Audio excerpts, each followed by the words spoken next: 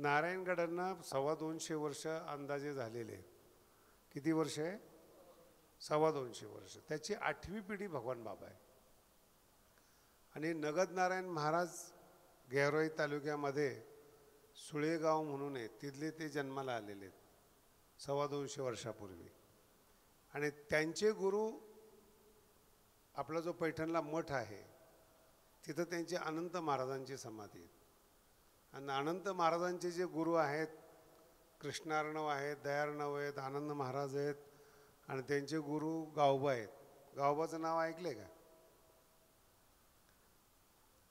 रामायण, एकनाथी भागवत, एकनाथी रामायण ऐकले का? तर एकनाथ महाराजांचं अर्ध राहिलेलं रामायण ते एकनाथ महाराजांचे जे शिष्य होते गावबा त्यांनी पूर्ण केलं. तर गावबा म्हणजे पुरणपोळीची आवड होती जास्त, म्हणून पुरणपोळी खायच्या निमित्ताने नाथ महाराजांच्या घरात राहिलेला मुलगा. नंतर तो इतका हुशार झाला की त्यांचा जो मुलगा होता नाथ महाराजांचा हरिपंडित, त्यांना रामायण लिहिण्याचा अधिकार दिला नाही, नाथ महाराजांनी गावबाला दिला. आणि एकनाथ महाराजांच्या आजोबाचे आजोबा भानुदास महाराज आहेत आणि भानुदास महाराजांचे गुरु ज्ञानेश्वर महाराज आहेत. मग आपली परंपरा कुठून आहे? बोला ना, कळलंच नाही काही? खालून वर गेलोय आपण, भगवान बाबा वरून खाली येऊ. ज्ञानोबरांचे शिष्य भानुदास महाराज आहेत आणि भानुदास महाराजांच्या नातूचे नातू एकनाथ महाराज आहेत. आणि एकनाथ महाराजांची 5वी पिढी नगद नारायण महाराज आहेत आणि नगद नारायण महाराजांची 8वी पिढी भगवान बाबा आहेत. कळालं? ह्याच्याकरता सांगितलं की मध्येच संत जन्माला येत नसतो. ज्या संताला गुरुपरंपरा नसते त्याच्या जीवनातलं काही खरं नाही. ते मार्केटिंग गुरु असतात, टी व्हीच्या माध्यमातून, प्रवचनाच्या माध्यमातून येतात आणि निघून जातात. आणि जे परंपरेचे स्थान असतं, जसं भगवानगड आहेत, त्याला ते स्थान टिकवावं लागतं. अन्नदान आहेत, ज्ञानदान आहेत, कन्स्ट्रक्शन आहेत. हे तिथल्या महंताला टेम्पररी लाईफ जगता येत नाही. 2 दिवस तू मोठे झाले, 4 दिवस खाली झाले, असं करता येत नाही. त्याचं जीवन एक ठरलेलं आहे. आणि मग 40 वर्ष भगवान बाबा नारायणगडावर राहिल्यानंतर 1951ला त्यांनी गड सोडला. आणि आत्ताचा जो गड आहे तो चोरांचा गड होता. चोरं तिथं लुटून आणायचे आणि वाटायचे तिथं पैसे. त्याचं वैशिष्ट्य असं की वरून खाली येणारा माणूस दिसतो, पण खालच्या माणसाला वरून दिसत नाही. बसा बसा, आता तुम्ही बोल, अडचणीत नका येऊ आता कुणी पण.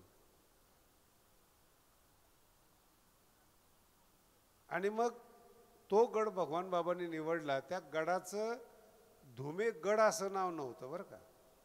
त्याला असं जसे डोंगराला आपण नावं देतो ना, जमिनीला नावं देतो, पायनीत, खरातीत वगैरे, तसं ते छोट्या धुमा म्हणजे त्याच्या शेजारचा बारका डोंगर आणि मोठ्या धुमा म्हणजे जो आत्ताचा डोंगर आहे, असं त्याला सांकेतिक नावं असायचे की ओळखायचे खूण म्हणून. आणि मग तिथं त्यांनी 1951ला दसऱ्याच्या दिवशी भगवान बाबांनी गडाची स्थापना केली. इतक्या कठीणाईमध्ये गड गेला तो जो परिसर होता त्या परिसराला असं बंधन असायचं. जिद्दीने तो गड तयार केला आहे बरं का. बैलगाडी भगवानगडावर येताना 1 पोतं वाळूचं आणि 6 माणसाच्या भाकरी घेऊन माणसाने गडावर यायचं. तसं गडावर यायचं नाही, असा दंडक असायचा. आणि राजुरी म्हणून गाव आहेत क्षीरसागरांचं, तिथे एक डोंगर आहे, नवगण राजुरीचा डोंगर म्हणतात. त्या डोंगरावर लांब लांब दगडं निघतात आणि तिथून 100 बैलगाड्या, जे तुम्ही आता भगवानगड पाहताय त्याच्यातले जे खंड आहेत, कॉलम आहेत, ते एकेका बैलगाडीत टाकायचे आणि 100 गाड्या एकत्रित घेऊन मग डोंगरावर यायचे. गड तयार कसा झाला. आणि मग बाबा 8 महिने फिरायचे आणि 4 महिने चातुर्मासात गडावर थांबायचे. आणि मग 8 महिने जे दगडं टाके घडलेले दगडं किंवा काय असायचे ते बाबा स्वतः घाणी चालवायचे चुन्याची. म्हणून तुम्ही जर गडावर आला असाल, आलेत ना सगळे गडावर, ती घाणी केलेली बघा, ती खुद्द बाबा चालवायचे घाणी. आणि तो चुना तयार झाला की मग त्या चुन्यानी दिवसभर कामं करायचे लोक. 200-200 300 लोक गडावर यायचे कामाला. खायला त्या काळामध्ये शेंगाचं पोतं टाकायचं आणि गूळ द्यायचा. हे आपल्या गडाची निर्मिती. तुम्ही आता जेवण करून आला असाल ना सगळे? सगळ्यांनी जेवण केले गडावर? बोला ना. किती भाग्यवान आहेत बघा बरं तुम्ही. 50 वर्षात तुमच्या गावातून एक पोतं गेलं नाही, पण तुम्ही नेहमी जेवण करून येत आहे. मग तो जो अन्नदान आहे ते ऊसतोड कामगारांनी दिलेलं अन्नदान आहे, जे तुम्ही खाऊन येत आहे. हे समजून घ्या. तो जो परिसर कसा मजबूत आहे, बाबाच्या प्रेमातला आहे. भगवान बाबा ऐश्वर्य संपन्न आहेत, पण नवीन गडाची निर्मिती करत असताना त्रास जो झालाय भगवान बाबांना. नारायणगडाला 700 एकर जमीन आहे. 700 भालदार चोपदार आणि वैभवशाली जीवन जगलेले आहेत. पण जेव्हा नवीन ठिकाणी आले, फक्त पाल ठोकले, त्याचं नाव भगवानगड आहे. पाल ठोकले 51 साली. आणि सगळे लोक येऊन नावं ठेवलं त्याला की आजपासून याला ह्या डोंगराला आपण भगवानगड म्हणायचे. आणि तिथून मग ती परंपरा सुरू झाली. म्हणजे मोकळा डोंगर आणि एक पाल ठोकलेलं. आणि जे पहिलं काम सुरू झालं ते जनार्दन स्वामीचं स्मारक म्हणून. ते खरवंदी शब्द आहे. खरवंदी जे जनार्दन एकनाथ महाराजांचे गुरु जनार्दन स्वामी त्यांचं गाव आहे, त्याला आपण आज खरवंडी म्हणतो. तिथं जनार्दन स्वामीची समाधी आहे. आणि एकनाथ महाराज शिकण्यासाठी तिथं राहिलेले आहेत. आणि डाव्या बाजूला काशी केदार आहे. तिथून ते पाणी आणत असताना खराचं वंदन केलं म्हणून त्या गावाचं नाव खरवंडी झालं. आणि तिथं ते एक जनार्दन स्वामीची समाधी आहे. आणि म्हणून पहिलं स्मारक म्हणून जनार्दन स्वामीचं केलं. आणि पहारा सुरू केला आंधळ्या लोकांचा. आणि संध्याकाळी खुद्द भगवान बाबाला खायला कण्या असायच्या. त्या काळामध्ये कोणालाच नव्हतं काही. ते काही बाबांचा विषय. बाबा जर फिरायला आले दौऱ्यावर तर जेवण चांगलं. तिथं करायला कोण आहे? आंधळे पांगळे सगळे असे लोक. आणि त्या काळात काही कळत नव्हतं असे लोक. तसा तो गड सुरू झालेला आहे. आणि भगवान बाबांनी 1 मे 1959ला 58ला यशवंतराव चव्हाण संयुक्त महाराष्ट्राचे मुख्यमंत्री होते. ते भगवानगडावर आले. त्यावेळेस सभापती जे होते बाळासाहेब भारदे, ते आपल्या भगवानगड ट्रस्टचे अध्यक्ष होते. बाळासाहेब भारदे स्पीकर होते. आणि त्या काळात जे तुम्ही आज माझ्या पायावर पैसे टाकले, ह्याच पैशांनी जे मुलं तयार केले, त्यापैकी यादव खेडकर होते, ज्याला वाय.एस. खेडकर म्हणतो आपण. आणि बाबा त्या काळामध्ये तुमच्या भागात फिरले. लाहेगाव, काळुशी, आडगाव, बाळापूर, कडेठाण तुमच्याकडं. त्यावेळेस तुमच्या आजोबांनी 4 आणि त्यांच्या पायावर टाकलेले. आणि ती वर्गणी करून तुमच्या मुलांनी औरंगाबादमध्ये शिकावं म्हणून एक नवीन ट्रस्ट स्थापन केलं, भगवान शिक्षण प्रसारक मंडळ. आणि त्याची क्रांती चौकाच्या समोर 11 गुंठे जागा घेतली. भगवान बाबांचा 7 आहे बरं का त्यांच्या नावाने. ते तुमच्या पैशांचं आहे. मग बाबा आता ते वयाच्या 53व्या वर्षी नवीन गड सुरू झाला. काही बंधनं आली, शारीरिक बंधनं आली. आणि तो तांगा बघितला तुम्ही. त्या तांग्यानी महाराष्ट्र फिरायचा म्हणजे कोणता हात नीट राहिला असेल? तुम्ही कल्पना करा की भगवान बाबांचे कष्ट काय. आणि मग भीमसेन महाराज गादीवर बसले. आणि काही खलनायक असे होते की गडाचा विकास होऊ नये म्हणून ते भीमसेन महाराजाला जास्त त्रास द्यायला लागले. काही गोड बोलायला लागले, काही त्रास द्यायला लागले. 39 वर्ष ते गादीवर होते भीमसेन महाराज. आणि त्या काळामध्ये सगळ्यात मोठं आपलं नुकसान झालं. तुमचे शेजारी गाव आहेत मोहपुरी, आंबडच्या शेजारी, तिथली आपली 50 एकर जमीन गेली. तुमचे नातेवाईक आहेत, फोन करून विचारा. आंबोरा म्हणून देशमुख कंपनीचं गाव आहे, संपूर्ण मराठा आहे. त्यांची दिंडी आल्याशिवाय आजही भगवानगडावरून आपली दिंडी निघत नाहीत. इतकं बॉन्डिंग आहेत आंबोऱ्याचं ना आपलं. तिथली 60 एकर जमीन गेली. बळीरामजी गीते PS आहेत, एक DYSP होते मिरी माक्याचे, नाथा घुले म्हणून. त्यांच्या गावात 32 एकर जमीन गेली. मठ गेला. आणि ज्यांना पायाने शिकवलं ना वायस खेडकर, भगवान शिक्षण प्रसारक मंडळ, भाबा गेल्यानंतर रिव्हॉल्वर लावून भीमसिंग महाराजांच्याकडून सह्या घेतल्या त्या जागेच्या ट्रस्टच्या, आणि ती जागा पण गेली. ही जे तुम्ही लांबून राहत बोलता ना भगवानगडाला, गावात बसल्या बसल्या चुना मळत, त्याच्यामुळं गडाचं नुकसान झालं. जर तुम्ही साथ दिली असती तर जमिनी गेल्या नसत्या. केवळ पाया पडून गड मोठा होत नसतो. आपलं श्रद्धास्थान आहे, त्याच्या पाठीमागं तुम्ही उभं राहायला पाहिजे. आणि एवढं सगळं गेल्यानंतर आत्ता 350 एकर जमीन आहे. एवढं गेल्यानंतर किती आहे? आणि त्या जमिनीच्या रक्षणार्थ भांडणं झालेले आहेत, दुसरं कशामुळं भांडणं झालेले नाहीत. म्हणून जरा डोकं शांत ठेवा तरुण पोरांनी, भावनेच्या भरात येऊ नका आणि काहीतरी घोषणा करू नका. तुमची प्रॉपर्टी येते. 350 एकर तुमच्या पायावरच्या पैशाने, तुमच्या देणगीनी गड तयार झाला आहे. त्याच्यामध्ये पंढरपूरचा मठ पाहिला असेल, तो 6 कोटीचा आहे. आळंदीचं बांधकाम केलेलं आहे. नंतर मी एकदा खूप आजारी पडायचो. आधी आजारी पडले की औरंगाबादला एखाद्या घरी मुक्काम केला की दुसरं घर नाराज, दुसऱ्याच्या घरी मुक्काम केले की तिसरे नाराज. मग मी असं ठरवलं की आपण फ्लॅट विकत घेऊ. म्हणून ज्यांच्या गावातले केकांड म्हणून होते, त्यांना म्हटलं मी की म्हणे काय गडाला कुठं फ्लॅट असतो का म्हणे, बंगला घ्यायचा. अरे म्हटलं पैसे देत तेवढे, आम्ही पाहतो. मग तो 7 हिलला बंगला पाहिला. त्या बंगल्याचा सौदा झाला आणि तेव्हापासून आत्तापर्यंत मी आजारी नाही. याला 12 वर्ष झालेत. आणि मलाही माहिती नाही असं का झालं. कदाचित आजारी पाडून जमीन घ्यायची असेल, कारण की बाबाची जमीन गेली म्हणून गडाची एक जमीन औरंगाबादला असावी असं बाबाचा मानस असेल. ती जमीन घेतली. तिथं आता PhD करणारी मुलं शिकतात. आपल्या ज्या गडावरून शिकून आलेली मुलं तिथं राहतात आणि विद्यापीठामध्ये PhD करतात. आणि मग हळूहळू आता जो तुम्ही विकास पाहताय की 51ला भगवान बाबा निघाले नारायणगडावरून उपरणं टाकून अंगावर. त्यांचं एक स्वप्न होतं की ज्या गडाने मला काढलेलं आहे, अपमान केलेला आहे, त्याच्यापेक्षा माझा मोठा गड असला पाहिजे. हे भगवान बाबांचं स्वप्न होतं. आणि जेव्हा मी गादीवर बसलो तेव्हा माझ्या मनात एकच संकल्पना आली, बाबांना आयुष्य कमी असल्यामुळं बांधकाम करता नाही आलं. म्हणून 2003च्या अगोदरचा गड तुम्ही सगळ्यांनी पाहिला. आणि 20 वर्षात अशी क्रांती झाली गडाची की संपूर्ण महाराष्ट्रात भगवानगड ओळखत नाही असं नाही. आज कशाने हो, बांधकाम असो काय हो. आणि आज महाराष्ट्राला गडाचीच ज्ञानेश्वरी ऐकावी लागते.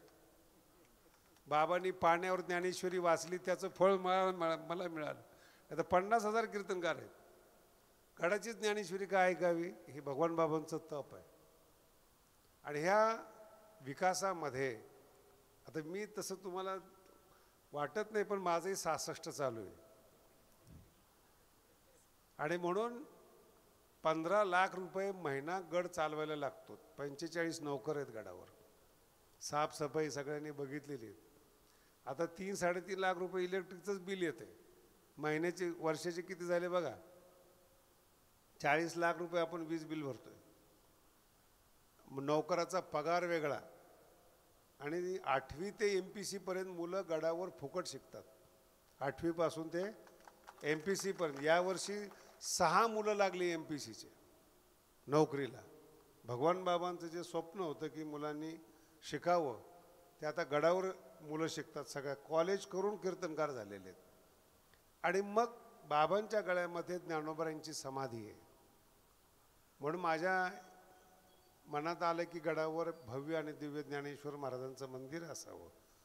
म्हणून तो मंदिराचा आपण उपक्रम सुरू केला. ते मंदिर इतकं सुंदर तयार होतं आहे. ते दगडच महाराष्ट्रात कुणी वापरलेला नाही. 3x3 दगड पांडुरंगाच्या मंदिरात सुद्धा नाही, जो आपल्या गडावर वापरला जातोय. आणि हे मंदिर, हे गड ऊसतोड कामगार आणि शेतकरी करतायत. त्यात आज भगरटखेड्याचा वाटा आहे. आतापर्यंत काही दिलेलं नाही. आणि तुम्ही लांब राहतायत. माझं सांगणं आहे, दर महिन्याच्या वारीला तुमच्या गावातलं एक घर, म्हणजे 2 माणसं 2 घरं वारी करा. ज्या अफवा तुम्हाला ऐकायला मिळतात ना, त्याच्यातून तुमची सुटका होईल. गडावर या, तिथल्या माणसाची ओळखी करा, तिथं ओळख पाळा. तिथे किती दर महिन्याला 50-60 हजार लोक जेवतात एका दिवसाला बरं का. गावचे गावं वाढायला येतात, जेवतात, त्यामध्ये त्या सहभागी व्हा. म्हणजे तुम्हाला नेमकं गडावर काय चाललंय. नाही तर तिकडून वारा ऐकतो, इकडून बाबा लय खराब बसलाय गादीवर, काही ना काहीतरी डोक्यामध्ये येते. म्हणून असं करू नका. गड आपला आहे, वाडवडिलांनी तो तयार केलेला आहे, जपलेला आहे. तो तुम्ही एकही रुपया 21 वर्षात दिला नाही तरी गड मोठा झाला आहे. उद्या पण तो मोठा होणार आहे. पण तुमच्याशिवाय झाला तर तुमचा अपमान आहे. बरोबर आहे का नुसतं खाऊन यायचं आहे. म्हणून आज संधी आलेली आहेत. यावर्षी आपले आकडे होतील आणि पुढच्या वर्षी याच दिवशी तुम्हाला द्यायचं आहे. तुम्हाला 12 महिने टाईम आहे. 2 वर्गणे एकत्रित आहेत. 26 साली आपल्या भगवानगडाला 75 वर्ष पूर्ण होत आहेत आणि ज्ञानेश्वर महाराजांचं मंदिर पण त्याच टायमाला आपल्याला पूर्ण करायचं आहे. दोन्ही मिळून 1 वर्गणी आहे. आणि अफवा असतात, तुम्ही त्याच्यावर काही विश्वास ठेव. तुम्हाला आता बातमी मिळाली असेल गडाला जमीन मिळाली 10 एकर, ऐकलं असेल ना. काही मिळाली नाही अजून. म्हणून तुम्ही गडावर येत चाला, तुम्हाला कळेल काय. स्टेज 1ची ऑर्डर आलेली, त्याला आपण 1,70,00,000 रुपये भरलेत. त्यांच्या 30 अटी पूर्ण केल्यात आणि ती फाईल आता नागपूरवरून सेंट्रल नागपूरला जाईल, तिथून ती महाराष्ट्राकडे जाईल, तिथून ती सेंट्रलला जाईल, तिथून जो मिनिस्टर आहे त्याची सही होईल आणि मग ती खाली येईल, तेव्हा आपल्याला जमीन मिळेल. म्हणून अफवावर विश्वास ठेवू नका. आपल्याकडे जमीन आहे पण गडावर नाही. कारण की गड भगवान बाबांनी फॉरेस्टमध्ये बांधलेला आहे आणि फॉरेस्टच्या अडचणी काय असतात माझ्यापेक्षा तुम्हाला जास्त माहिती आहे. म्हणून आपण बसलेलो आहोत. ज्यांना काही शंका विचारायच्या आहेत आज विचारा गडाच्याबद्दल. मागं वटवट करू नका.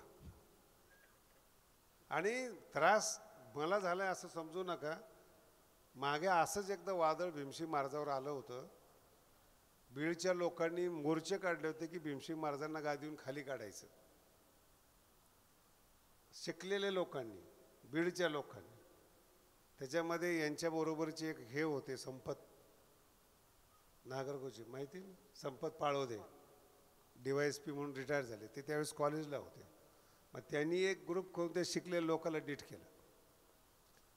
पण आता इथून पुढं मला नाही वाटत गडाला काही त्रास होईल. कारण की जे त्रास देणार आहे त्यांचं बंदच केलं गडावर येणं. आता फक्त जे भाविक आहेत, जेव्हा खा जा. आणि संपूर्ण महाराष्ट्र येतोय आपला. आता या दसऱ्याला मी बघितलं, जेवढे मोठ्या देवीला लोक येतात, पैठणला येतात, तेवढे लोक गडावर येतात. ट्रॅव्हल येतात, सगळे जेवून जातात. म्हणून ही आपली भगवानगडाची, भगवान बाबांची खरी परिस्थिती. त्यांचं चरित्र काय तुम्ही ऐकलेलं आहे, त्यांचं चरित्र तुम्हाला सगळ्यांना माहिती आहे. तो महत्त्वाचा विषय आहे. तुम्ही भगवानगडाचे आधार आहात. जरी तुम्ही आजपर्यंत लांब होता, जरी तुम्हाला वाटलं, तर तुमच्याशिवाय तो गड चालणार नाही. तुम्ही आधार आहात. म्हणून जरी आजपर्यंत लांब होता तरी जवळ या. 2 घरं दर महिन्याला गडावर यायला पाहिजे. शुद्ध वारी भगवान बाबांची असते. तिथं तास, 2 तास, 4 तास थांबले, कुठपर्यंत काम आले, कसे लोक जेवतात. आणि प्रत्येक गावाला मी हे सांगितलेले आहेत. निकळज अकोल्याला पण सांगितले, 2 वारी घडायलाच पाहिजेत. 4-5 जण एकत्रित या. कुठेही जातात तुम्ही, एक गाडी करा, गडावर या, फराळ करा, सगळं काम वगैरे बघा कुठपर्यंत आलेत, दिलेला पैसा तुमचा कुठे लागतो सगळं दिसतं तुम्हाला. खरं काय खोड. जो नवीन मुलगा घेतलेला आहे तो पण खूप चांगला आहे. 12 वर्ष माझ्याकडे शिकलेला आहे, गडावर राहिलेला आहे. शेजारी त्याला 3 वर्ष आपण महंत केलेला आहे. त्याची तपासणी केलेली आहे. आता प्रोबेशन पिरियड चालू आहे त्याचा. 2 वर्ष आज आणायचा होता मला इथे, पण एक ज्ञानेश्वरीचं वाटप होतं, मग त्याच्या हातून तयार करायला सुरुवात. एकदम अपोजिट माणूस आहे माझे, एकदम शांत आहे. कारण की एक जसं बाबा गरम होते तर भीमसिंह शांत होते. मी जरा गरम होतो. मी गरम नसतो तर तू आता तुम्ही काय कमी त्रास दिला काय मला. दुसरा बुवा असता तर काय झालं असतं आज. ही 300 एकर 350 एकर जमीन पण तुम्हाला सांगता नसते आली. ही शिल्लक राहिली आपल्याला. ही आपली प्रॉपर्टी. मग हा इतिहास आहे आपल्या गडाचा, आपल्या बाबांचा. ज्यांना जेवढ्या शंका विचारा तेवढ्या विचारा. आपण पुढचा विषय नंतर घेऊ. काल्याचे कीर्तन नाही, हे कीर्तन महत्त्वाचं आहे. ते तरुण पिढीला कळलं पाहिजे की नेमका भगवानकडे काय आहेत, गादीवर कोण आहे. आता माझा विषय वेगळा आहे की आता जवळजवळ नोटीस दिलेली मी, प्रोबेशन पिरियड ज्याला म्हणतो आपण, नवीन महंत जे आहेत. पण तो याच्यासाठी नाही की मी गड सोडून चाललो, मी माझ्यासाठी बंगला बांधलाय बरं. पण आपल्या देखत पुढं सुद्धा तितकाच खर्च करणारा आणि आज जसा गडाचा विकास केलाय तसाच विकास करणारा जर पोरगा बसला तर त्याला मार्गदर्शन करण्यासाठी मी गडावरच आहे. मी गड सोडून जात नाही कुठे, टेन्शन नाही घेऊ. पण ते चालवलं पाहिजे पुढं, नाही तर 2 महिन्यामध्ये खकाना होईल.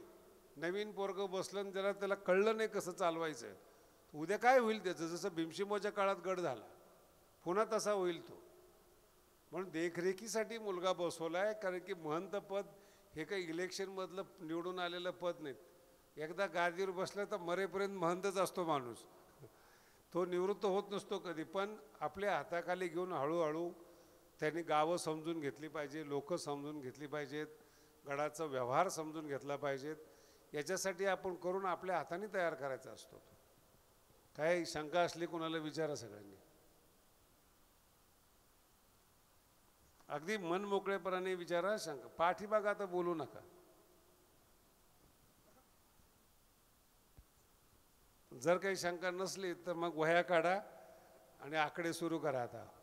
आणि बघा, भीमसिंग बुवापासून आतापर्यंत दिले नाहीत आकडे, सगळी वसुली एक साथ आहेत.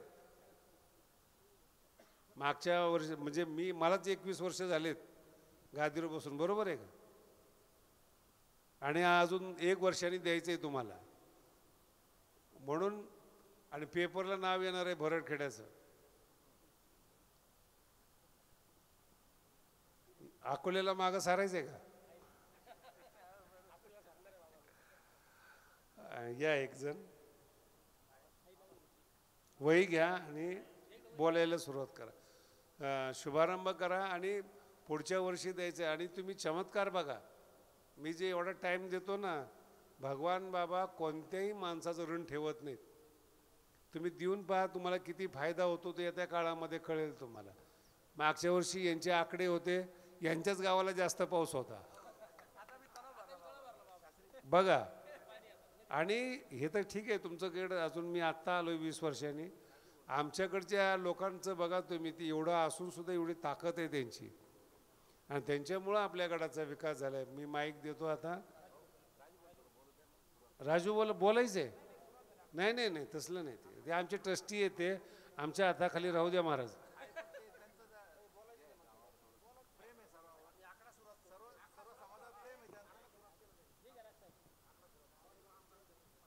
बाबा पुढं आवाज येतोय का.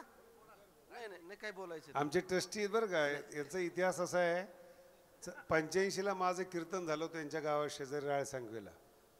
ते कीर्तन